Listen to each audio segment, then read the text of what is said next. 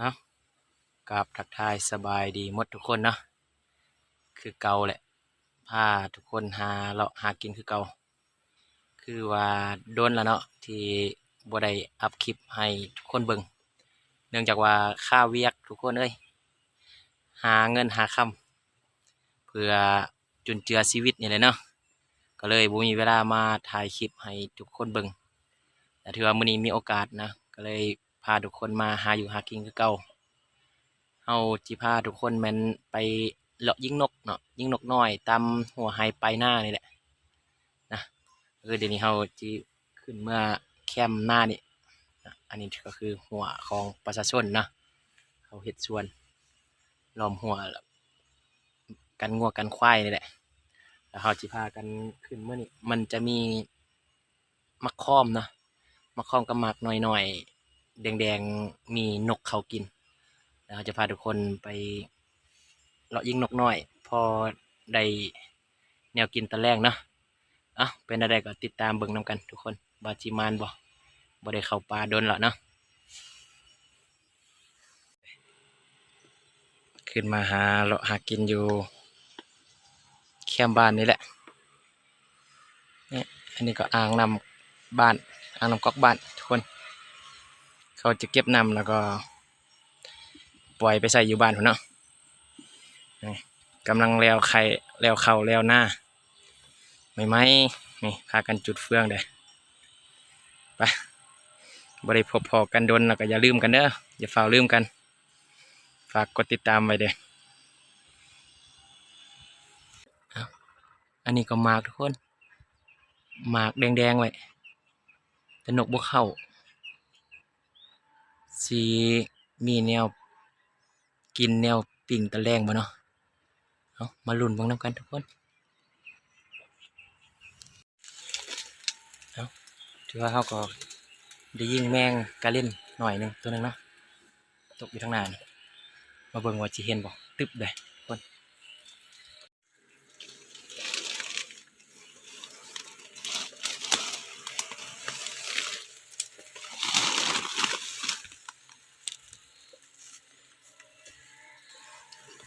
ตกลงนี่ทุกคนตึบไกล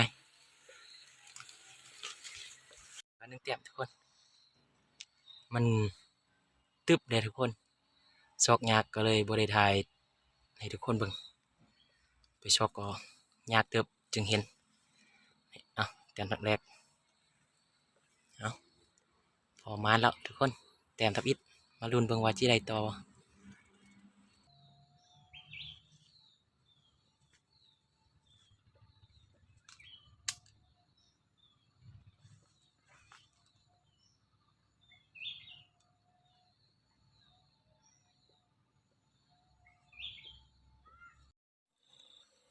แต้มสองทุกคนมันตึบทุกคนอยู่เขตไกลนี่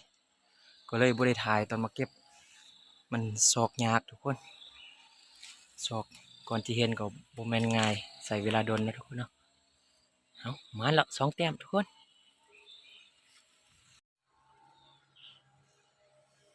เอายิงทุกคนยิงไต่หันมาไกลเติบมันตกบ่ดียังบ่ตายดีบินลงนี่แล่นขึ้นมายังบ่เห็นเท่าทุกคนไปชอกนำกันเห็นนะทุกคนนี่ถึกปีกมันทุกคน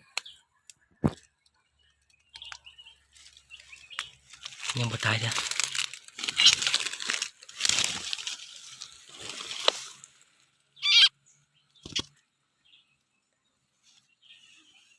ถึกปีกมันทุกคนนกน้อยเอามันนี่ทุกคนเอาคืนมาจวบกกให้เป็นหมากอยู่ทุกคนแต่ยังพันสุกหรือว่ามันสุกดำหน่วยดำแกนอยู่ได้ยินเสียงนกอยู่บัดมาได้แท้ซะว่าหายเบิดทุกคนก็เลยมานั่งเบิ่งว่ามันสิมาลุ้นเบิ่งนำกันว่าสิได้ยิงบ่ทุกคนถือว่าบ่มีหยังเข้าตอนขึ้นมาทับอิฐนี่ ได้ยินเสียงนกอยู่